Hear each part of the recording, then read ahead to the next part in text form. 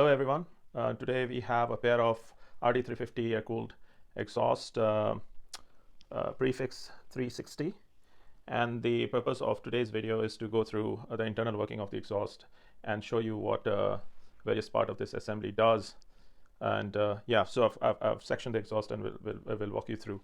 So the bend pipe, the gas enters via the bend pipe into this diffuser section of the exhaust, and then it leaves the exhaust via these going through these sections.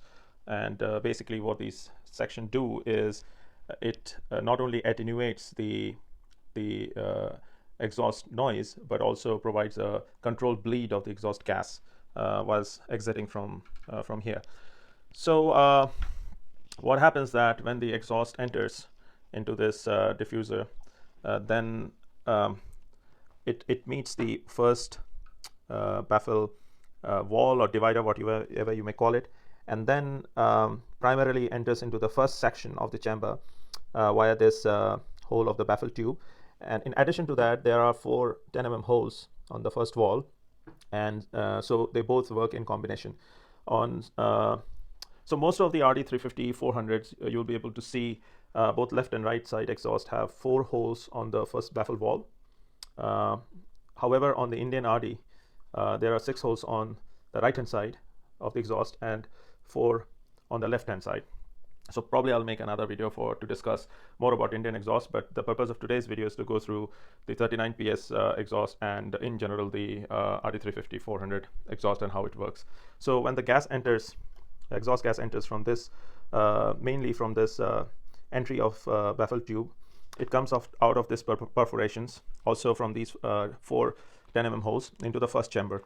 So the exhaust energy, or the noise you may call it, gets dissipated whilst the gases are going through each section of the exhaust. So how it happens that the gas leaves or enters into the first section of this exhaust through this perforation and hose, and then it pressurizes the chamber, leading the pressure to be relieved by these passages into the second section.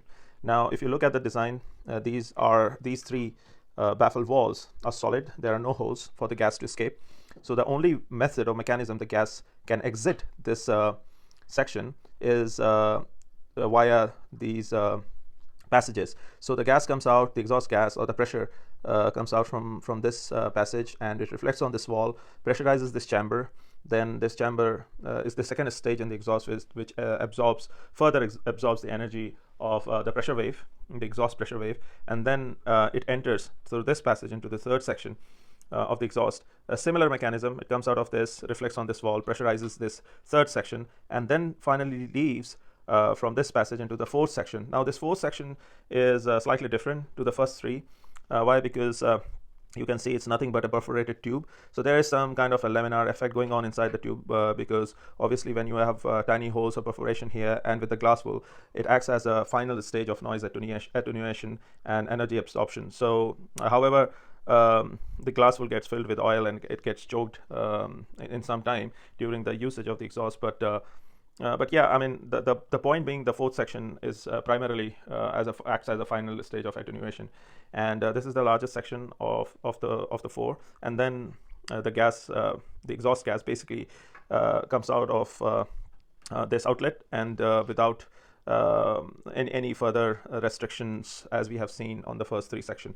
So if we remove the glass wool, then what will happen is primarily it will pressurize this chamber, and it won't do anything beyond that. So worst case, what could happen, that this chamber might get filled with oil, and that is it. But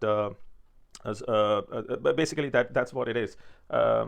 So the important thing, a couple of points which we have to be mindful, especially when we are buying the old or aftermarket exhaust, that the baffle wall distance in air-cooled RD350 is almost same in all air-cooled RDs, whether it's a 350 or 400. And this design is primarily responsible for the sound signature of the bike. I mean, most motorcycle manufacturers, they try to keep the sound signature same, so that from a distance you can identify whether it's an RD.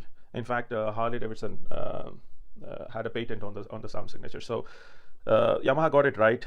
The wall distance is a carryover. Once they figured it out, it's a carryover into the other bikes, into the other air-cooled RDs. The only difference is on 521 and onwards, this section, the length goes up by almost like 40 mm, and this is purely due to the improvement which was needed both on intake and exhaust, to further quieten the bike. So that is it. But the first three section, whether it's a 350 or 400 AMB, even on Indian RD350, HT, LT, these wall distance is exactly same, and even the baffle tube is exactly same.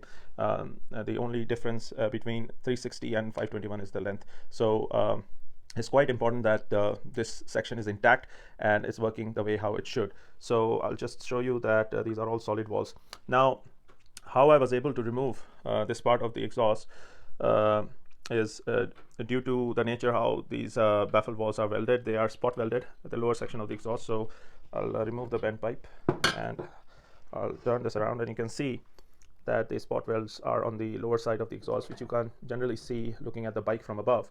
But that kind of also helps to establish that if you take any exhaust and if you try to compare by measuring the distance between the spot welds, you should be able to see they're exactly at the same location. So because these spot welds are on one side, when I put a section through on the top, I was able to remove this without any issue, and I was able to see the internal workings.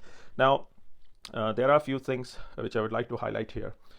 Generally what happens, because these baffle walls are spot welded at 4 positions, they are quite vulnerable, that any amount of excess force in some exhaust may topple these. And I have seen on a couple of exhausts where people have forced the baffle tube, and sometimes what happens that this edge is raised. So whilst pushing it in or pulling it out, these edges could easily catch on the baffle wall, or due to the excessive rust, this baffle tube might force and topple these plates or damage these plates. So it's quite important that the OD of the baffle tube is less than the ID of these baffle walls, and we should try to turn it and take it out and put it back in without too much of force, because otherwise generally it damages the exhaust. So generally what we think, if I show you the second section, you will see that here this perforated section is missing, and what we think that the exhaust is usually covered with oil,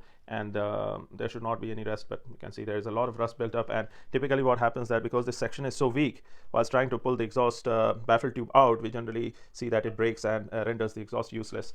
And so I mean, this wall and this first 2 walls have 4 holes on both, but yeah, basically that's about it.